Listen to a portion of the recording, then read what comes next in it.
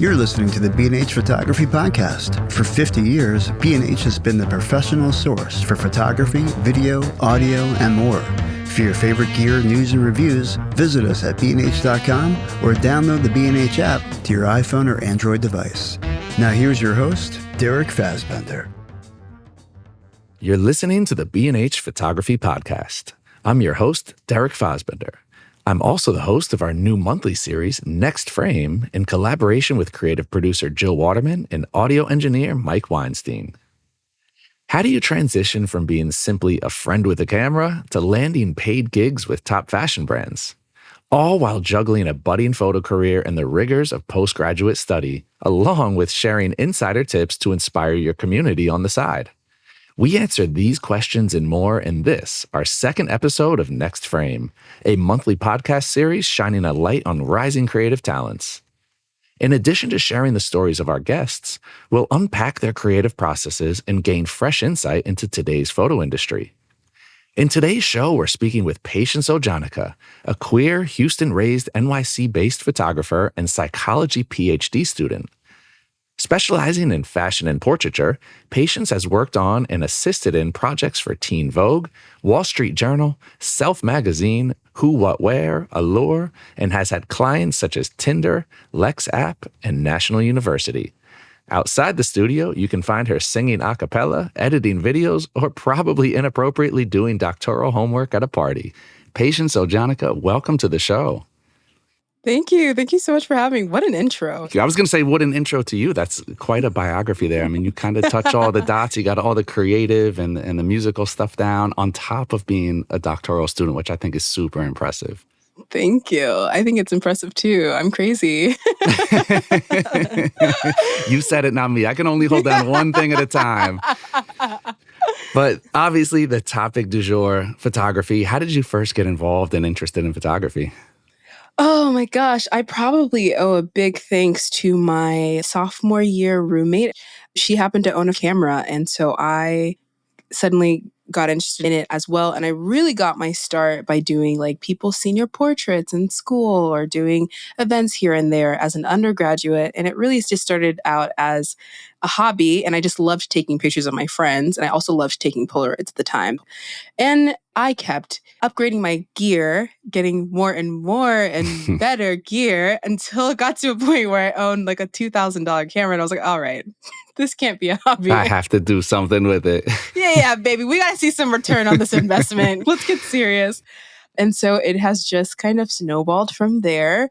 Of course, the pandemic happened, and I think the pandemic was kind of a time for me to do a little bit more introspective photography in the sense of I was really just shooting for myself, wasn't getting a whole lot of quote unquote client work. Again, I started in 2018. And then I would say between 2020 and 2022, since there really wasn't much else to do other than maybe photograph buildings, I was really doing that, landscapes, and also just friends. And I got into film photography pretty deeply. And that was just a really fun time. But again, expensive investment. Film photography is so expensive. So it's just another thing where I was like, all right, I'm getting really good at this thing. I love doing it, not only as an expression from myself, and I love to scrapbook and I love to document life. How can I also make it make sense that I get scans and prints and pay for developing? So yeah, it has just snowballed from there. Photography got its hooks in, and you're like, I got to make it pay. Yeah. Oh, yeah. It's an expensive hobby to have. It's one of those that if you don't start getting either gig work or have aspirations of a full-blown career. Did you have aspirations of a career there, or was it kind of just like, you know what, I got all the gear, maybe let me take a go at? Yeah. Oh my gosh. I don't think I intended for it to be a full-blown career. It definitely was something that was like, I love to take pictures with my friends and I love to document my life. And just steadily became something that I kept getting so good at that people wanted to hire me, or I became known as the friend with the camera. And it was kind of like a positive feedback loop where the more I did it, the more I loved it, the better I got at it, the better I got at it, the more I loved doing it. Also, then the more I could get paid gigs from. And I think am in the middle of figuring out how it fits into my life, because at this point, I've gotten gigs that I think people who want this to be their only career could only dream of. Like, I've been so blessed to have so many incredible opportunities that most people would only be doing if they were intending to have this as their main 100% full-time job. And for me, it's like one job of many. So I don't know if I have a complete answer to that question, but I know that I want photography to be in my life for a really long time. And I want to keep doing even bigger, more exciting, fantastical projects that I could have only dreamed of back in 2018 when I was an undergrad. No, it's a great stance to have. And I think one of the beautiful things about where we're at as a culture is photography used to be one of those things where it was either a full-time or you weren't taken seriously. And I think a lot of artists used to struggle where it's like, well, I have a full-time job, but I do professional gigs, but I don't really feel like I'm a professional photographer because it's not my bread and butter. And I think we've finally gotten over that hump of, number one, judging part-time artists, but also part-time artists feeling like they don't really have a stake in the industry because they're not full-time. In particular, I know at least 2 that are actual medical doctors, working medical doctors who are also Love that. super successful photographers, sponsored by big brands.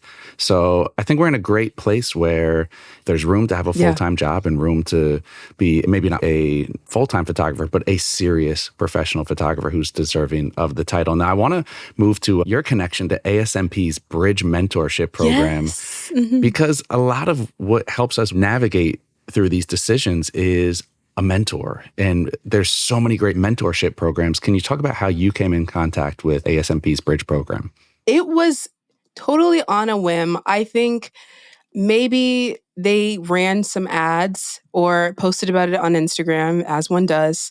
And my partner also happens to do photography and was kind of like, you're wanting to get a little bit more serious about photography. And this is 2023.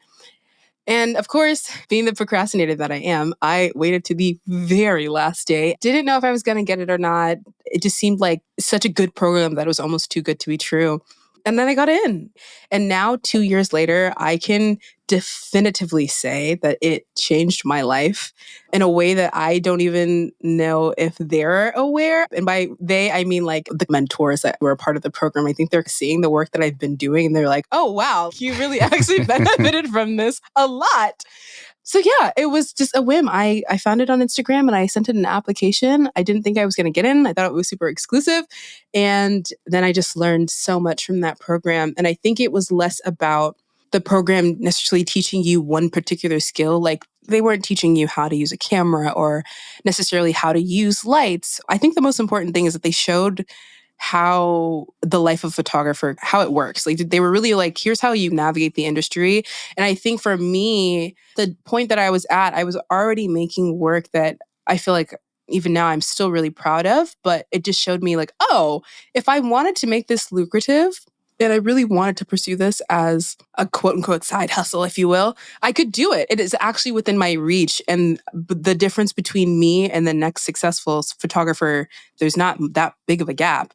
And I think having that knowledge of how small the gap is between hobbyist and professional completely changed my perspective. And I think I wouldn't be where I am without that program at all. Yeah, a lot of times it's just the doing. I think a lot of hobbyists are afraid to take a leap and they think that you have to take a certain kind of leap. But having these programs that open up this industry knowledge, gatekeeping has been a huge thing in our industry for such a long time. And you're starting to see more of this information become available and you're starting to see a lot more mentorship programs. I know you have some experience with LR2 and Shotti over there and what he's doing. Yes. And he's one person who's been pushing to knock down these walls of gatekeeping and really just take everything that not only he has access to, but his network as well. So he's got the studio space, the network, the information, and helping photographers from all different communities have access to this information, which is awesome, right? Yes. So ASMP is actually how I met Shotti. He wasn't my direct mentor, but just ended up kind of taking me under his wing anyways. And because I lived so close to the studio, I would say pretty much all of the summer of 2024 and the fall of 2023, I was just in there. Like, if you go through my Instagram, pretty much half my work is tagged LR2 because that's where I shot at. And some of my most well-performing posts have been at LR2.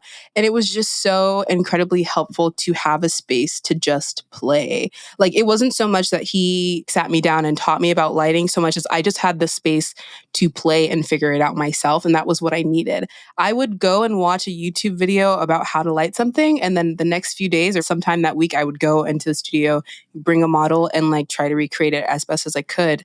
And that's just so helpful. And so definitely LR2 has been a part of my journey. And I can't stress enough, I am such a firm believer that anyone is capable of accomplishing the things they set their minds to, given enough time, space, and resources.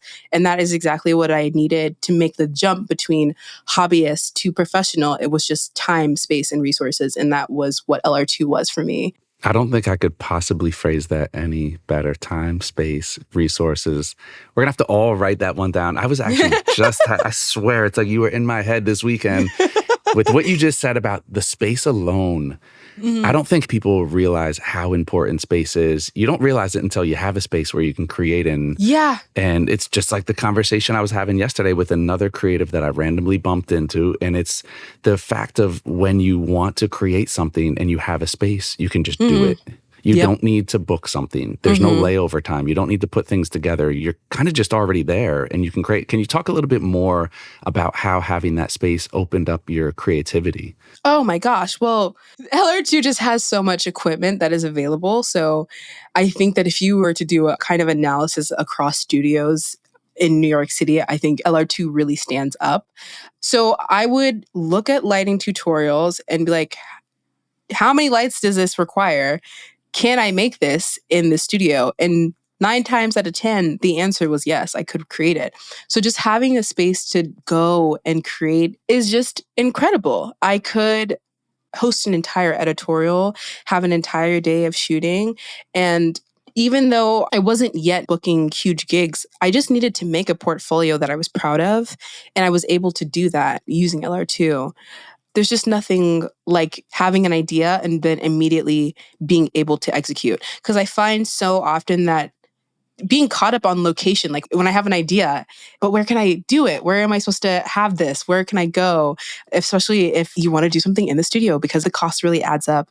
So I think something that LR2 has been doing that's been really great, that I think other studios should definitely take notes, is having a residency program. And so he'll have photographers come and apply and then give them a month-long residency where they can basically just book as they need, or they come with a project idea and they can bring that project to life in the studio, and he'll have the other interns or people that are available at the studio help them bring that project to life if they need to, or teach them how to use the equipment, which is another thing.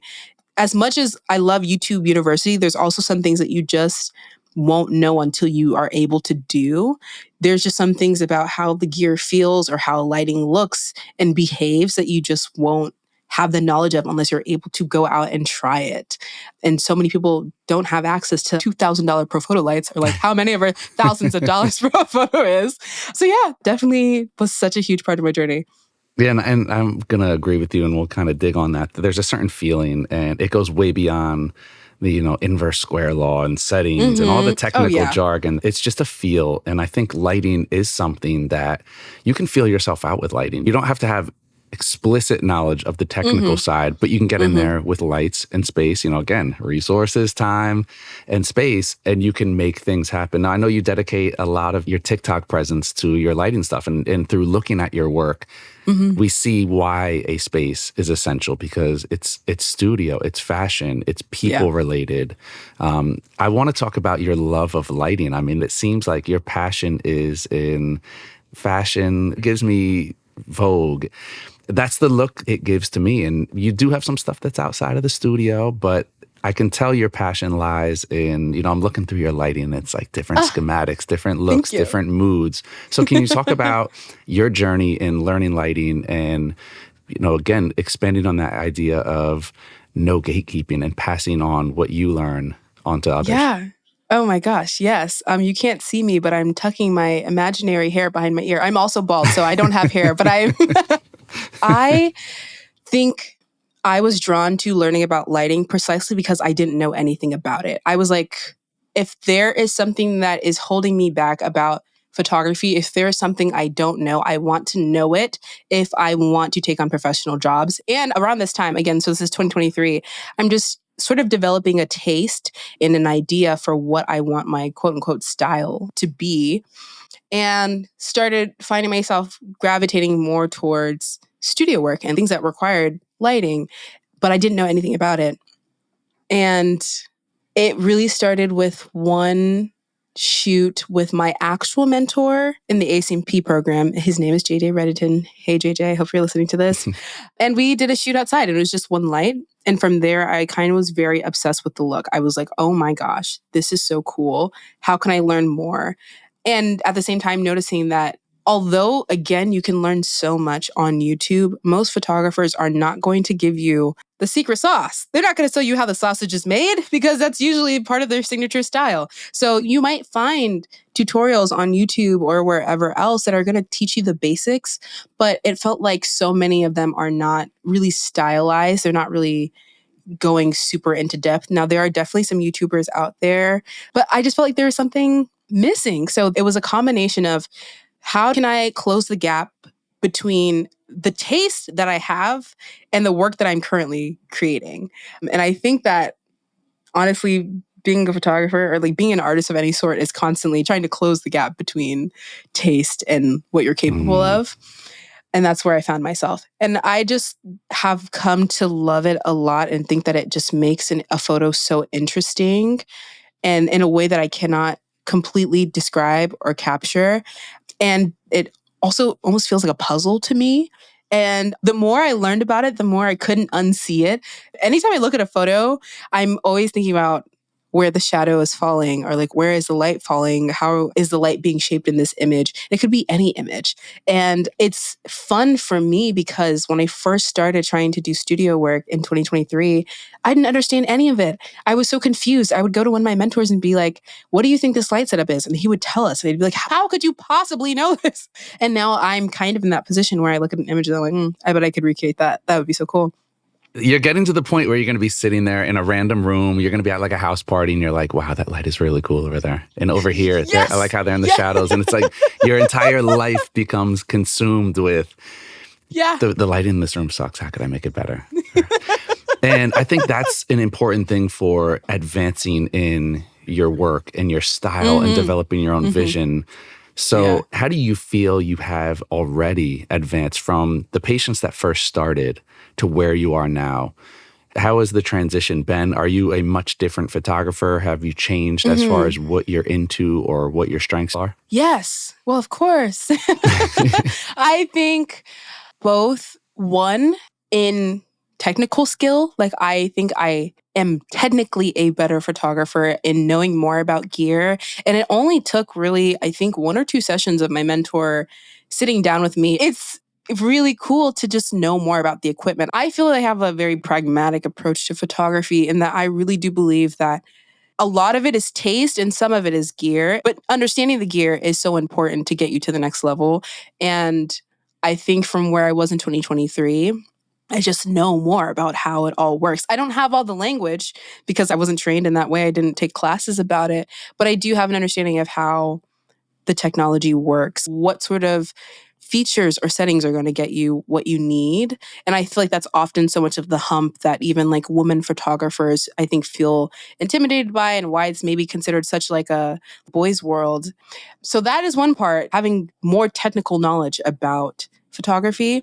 And then also just like my taste has elevated so much more. And I think I can tell because there are mood boards and decks or dream boards that I made in 2023 of work that I was like, this is so cool. I wish I could create something like this.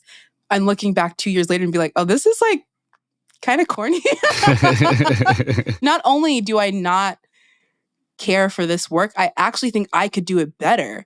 And I think that is, for me, such a testament to improving as an artist, is looking back at the things that you were so curious about and didn't understand how to create, and then now knowing how to create them. I've obviously become better at lighting in studios, posing models, which was something I don't think that I anticipated. And honestly, I think there's still room to grow because I do work with a lot of signed models. They just know what to do. And I really give very little direction most of the time. And also just understanding life on set, which I think is a whole different sort of interpersonal dynamic that also separates a hobbyist from professional, and then a professional that keeps getting booked from a professional that gets booked one time. Mm. And this is all stuff that's helped you land the jobs that you've landed. And without the experience, without the knowledge, you wouldn't be doing this work. So I want to talk about some of these jobs. Out of all your gigs so far, is there one that stands out as most memorable or meaningful or something that you took the most from? I would say one of my most memorable gigs was the super short story that I did for Wall Street Journal. And I think what was so fun about that was both the editor is just a cool guy, but that I was a new photographer. I didn't have any other publications, but he really took a chance. He had me meet the team. I gave them my business cards. And I think that just being kind and personable will really take you quite far in the industry, more so than people might anticipate. And that was really what I took away from it, is that he couldn't stop talking about both how good my work was and how cool he thought it was, but also that I was just fun to get along with. I'm just a fun girl. That means a lot. And it means a lot. It really means a lot. It actually does really stand out in an industry, especially like fashion, where people can be mean. It can be like a really cutthroat industry and doesn't really evoke the kindest feelings and responses from people all the time. Like, it's not always super friendly. So when you do meet people that are nice and you get to work with artists that are pleasant to have around and nice on set, there are people that you want to keep working with. And I think that was something that actually we learned in the ASMP program, is that like technical skill is great and like having a great vision, that's incredible. But being nice to work with sometimes will get you hired again and more often over the next person who maybe isn't as personable or isn't as pleasant to work with. Because you always want to have fun on set. If you have to do a project, why not do it with people that make it fun? So that was something that I really learned from the Wall Street Journal. Of course, also being in this big building and seeing how it all works, getting to walk around the Wall Street Journal office and feel really special and like I was really cool. And just being behind the scenes in that way, understanding how the story came to life and how quickly it works. Because something that I didn't realize was that for the section that I was shooting for, which was the off-duty section, they basically release on a week-to-week basis. So they're constantly having people produce, having people come and shoot inside of the studio, producing so quickly. And then I was also sent like a copy of the newspaper that it was published in. And so that to me was just so exciting. And I just felt very validated in the work that I was doing. And it was my first, again, big publication that I just wouldn't have anticipated. That was like, I think, July of last year. And so much has already happened since then. And how have you used that to seek out more of this same kind of work? I mean, you talked about the lessons that you've learned in terms of, I think it really just comes down to being yourself and working hard and being nice to people. Yeah. But from everything else, whether it's consciously or subconsciously that you absorbed from that shoot, as far as the workflow and pitches and how to work with big brands, have you actively taken note and made changes to the way you do things so that you can secure more jobs like that? Yes. The reason I even was able to land that Wall Street Journal gig was because I pitched. I pitched myself. I had just gotten laid off. I sent him my portfolio, as I was sending to pretty much anyone whose email I had at the time, which wasn't very many, but there were a few people I had taken notes on. And he responded, and that's how we ended up getting to grab lunch. I talked to him about my portfolio and the journey that I was on. And knowing that that works, just knowing that, oh, you can send an email and someone might care enough to want to meet with you. What a concept. Oh my gosh. What a concept. Super huge ego boost. So then I realized, oh, I need to keep doing this. I need to keep reaching out. I need to keep sharing my work because it literally works. So on top of both pitching and learning how to pitch, just continue to sharpen my portfolio in a way that makes people want to click on it when they get it in their inbox. Also, learning the power of sharing your work, which was, again, part of pitching. I think the best thing and best marketing that I could do is continuing to post on social media.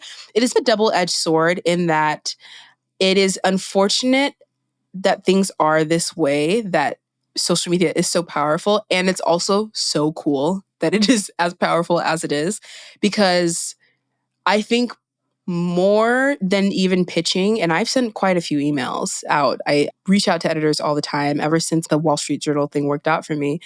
But just posting to Instagram or just sharing your work online is just so impactful because you have no idea who's watching. And they are watching. They being editors, creative directors, art directors, people who have the ability to make decisions and have the ability to hire you for these high-paying gigs. They are watching. They are constantly looking for new artists and like fresh work to work on these projects. There's always projects happening. And I think that is the biggest thing I learned, that there's nothing more powerful than sharing your work. And it both sharpens your abilities as an artist in that you get constant feedback, or maybe no feedback at all, but at least like you get over the nerves of sharing your work that I think is so easy to feel that fear on social media. Yeah, it builds that comfort level out. Yeah, exactly. You just eventually get to being like, oh, whatever, I'm just going to post it, which I think is like the best attitude to have about like art. Don't think too hard, just post it. And if you hate it, you can archive it. It's okay.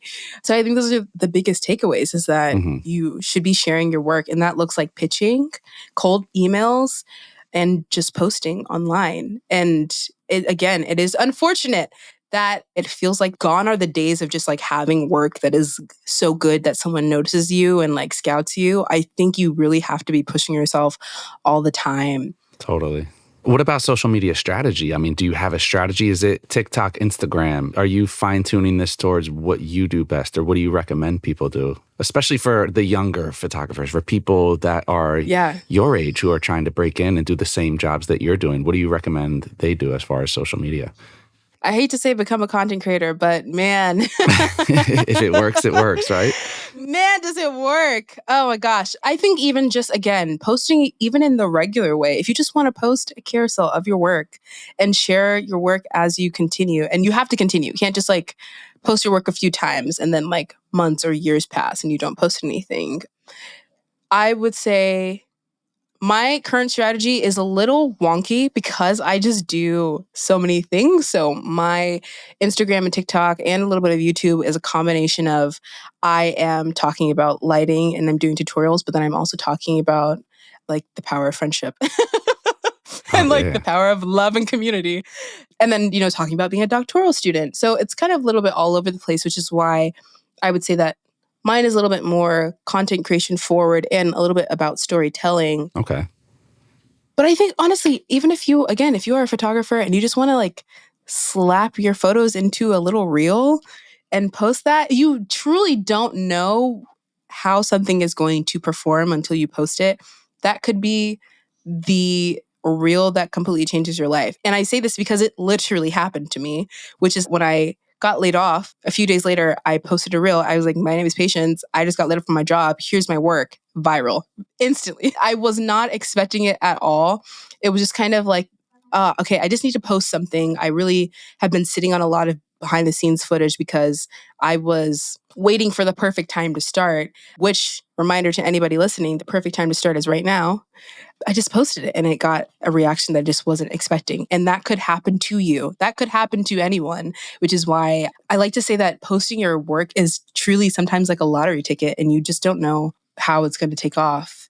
And even if it doesn't, you keep doing it anyways, because it just takes one person to look at your work and to see the value in it and give you the gig that you might be dreaming of. Totally. And going back to what you said about becoming a content creator, I think there's a lot of people where it's like, especially when we get into the world outside content creation, and people use that term as such a dirty word, content creation. But a lot of times it's just kind of dirty. It's a dirty word. It is. But it's a vehicle to get people back to your real work, where it's one thing to throw out a reel and it's like, okay, cool, it goes viral. People look, and then they look at your work and it's like, oh, well, all this person is a content creator. They don't have anything of substance. But when it brings them back to a landing place where you have actual substantial work, I think it's a whole different ballgame. And then content creation is not your be all and end all. It's just a tool to get people back to your real work. Now, we spent all this time talking about photography, and now I want to go back to the other stuff because you are such an interesting person. The psychology. You're a classically trained violinist. How does all Yes. this play into you as a photographer? Do you draw inspiration from outside the photography world, or how does this affect what you do as an artist? Oh my gosh, how did you know I was a violinist? I know You did your everything. research. I did my research. Oh, thank you. Yes. So one of my probably highest performing reels that I have to date, well, highest performing reels about my work is a lighting tutorial about an editorial that I did that was based off of an essay that I wrote in my master's program for psychology. And I called it like a psychofeminist project. Well, there's actually a couple of different installments, but it's basically taking inspiration from essays that I had actually written for class and then turning them into editorials. And that was some of my most engaged with content. And that was really how I got my start into doing editorials, was like, how can I bring these two very different parts of my brain together and different parts of my life together in a way that makes sense. And it only makes sense for me. Like, only my brain could have done this. And that is so fun and interesting. So I think that's one way where I brought them together. But again, I think just having the experience of doing psychotherapy, I think definitely comes up interpersonally on set. Like, I would say that I've been told not to toot my own horn, but again, being nice and kind and fun to be around on set. I think that's really, truly a deeply interpersonal experience. If you're somebody who is warm and welcoming and able to build connection with somebody very quickly and build rapport, again, goes such a long way. So I think that's just one way that I am pairing these two things together. I also think, separate from all of that, just generally, like, my values and my background, which is in human rights and social justice and is in queer studies and is in all of these things that I studied in undergrad, that comes in. Like, I really want to uplift other queer and trans artists of color. Like, that is the audience that I want to reach the most, which is why I start off my lighting tutorials the way they are. It's fun and it's kitschy and, it's hee hee ha and it's hilarious, but it's truly important to me. And I want these folks to have this information. And for me, that looks like also having queer and trans Black photo assistants or models or makeup artists, like, making sure that, especially with this knowledge and this following that I'm gaining, that I'm able to give back to my community that in that way by uplifting and teaching my community as much as I can. I love that you're barely scratching the surface of your career, because I think you're going to have a long career. But to already know and have your audience targeted, that's something that a lot of people take a lot of time to try to figure out. And they're throwing out work into the ether and just seeing where it sticks and where it lands. And they don't really have any intention or purpose or target. So I think that's super commendable for you to already know, this is my audience. And not only this is my audience, but saying, this is how I start my videos because of this. And it's like, wow, to have that intent. Artists that have been in the game 10, 15, 20 years sometimes don't have that kind of intention to their work. What do you think has been the main thing that you've learned from any of the mentoring, whether it's ASMP, whether it's pulling up to LR2 Studio? Is there one main thing that you learned from your mentoring that you make an effort to pass on to those that you want to inspire? Well, I think I've already quite enough harped on truly the importance of being kind on set, but also just in real life. Be kind to one another. But it truly does go a long way. And I think my mentor at ASMP, his name was Justin Lim, that was one of the things that he talked about. He's like, between you and the next photographer who's just as talented as you and skilled, someone will just pick the person that's easier to work with and kind and fun to be around. I cannot stress this enough. Another thing to take away is just like having a can-do attitude about your work, because between all of the mentoring that I've had, I think it's been very clear that success is both a combination of luck and preparation. I think so many of the gigs that I've gotten has been like right time, right place, but also having the skill set and having the knowledge to make you the right fit for the job. So I think that's something that I've been taking away from mentorship and that I want to continue to lend to people is just building up the sort of skill and acumen that it takes to do the work that you want to be known for and publishing the work that you want to be known for. And so whenever I do have my own interns or my own photo assistants come on, like I really want to impart that knowledge to them of trying to encourage them to do whatever it is that they want to do, build a portfolio that they feel very proud of, because if you believe in your work, the paid gigs that you want will come to you. And you just have to be willing to keep pushing your work and putting it out there and putting yourself out there. So I would say one thing that I've taken away is, again, be kind to other people, be nice. Being nice goes a long way and will get you hired. It is okay to be the personality hire. I'm fine with it. It's great. Love being here. That's a flex. Yeah. Love that. Passing the vibe check all the time. Duh. If I bumped into you 5 years from now in LR2, where are you at in your career and where are you at as a photographer?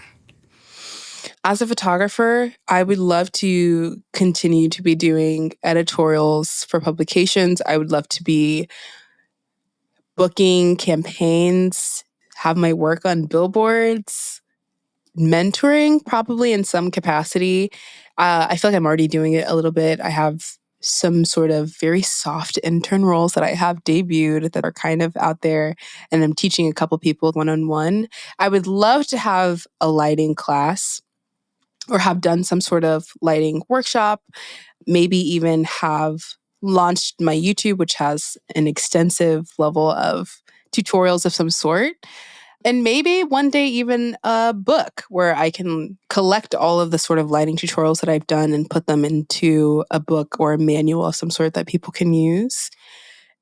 In the totality of my career, kind of what I imagine my week looking like is one day I'm seeing psychotherapy clients, another I'm doing like cognitive assessments, and then another day of the week I'm shooting a campaign or I'm doing some sort of editorial for some super fun publication or a project that makes me happy. Yeah. Love that. I know. I think so long as my life stays dynamic and I feel aligned both creatively, politically, I'm doing what makes me happy and feel like I'm giving back to my community, both as a psychologist and as a photographer.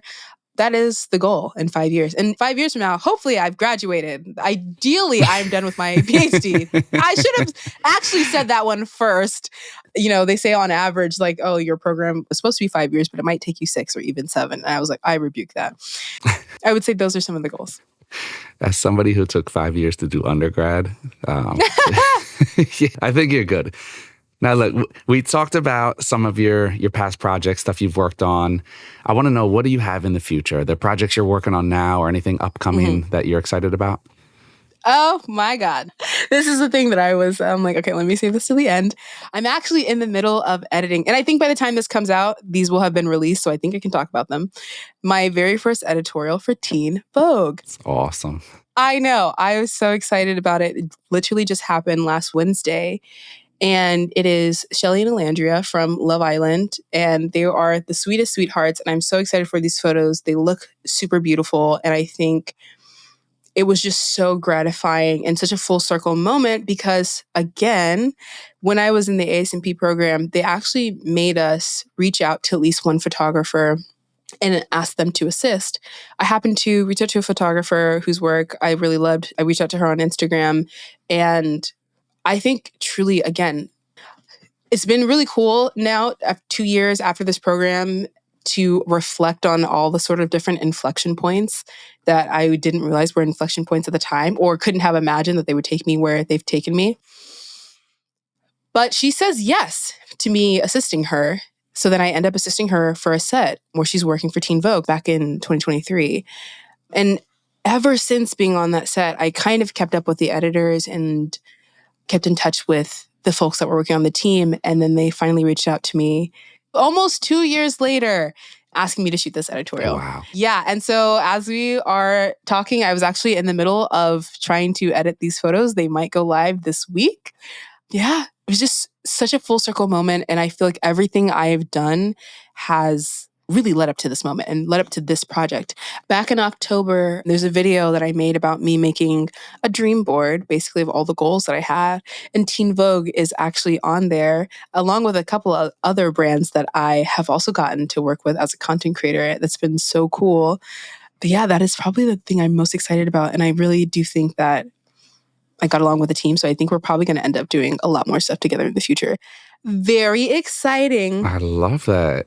Look, you're the perfect example of practice what you preach. I can tell you're the fun person on set. I can see why people love working with you, because you're right. You want to work with people that are fun to be around, because being on set is grueling, and especially the higher the production value, the more stress, the more tension. You need these people that just kind of break that. And then when you have the chops to back it up, it all makes it kind of come full circle where it's like, okay, she's fun, he's fun, they're fun, but can they take a picture? Can they deliver the vision? And I think that's what ties it all together. This has been such a fun conversation.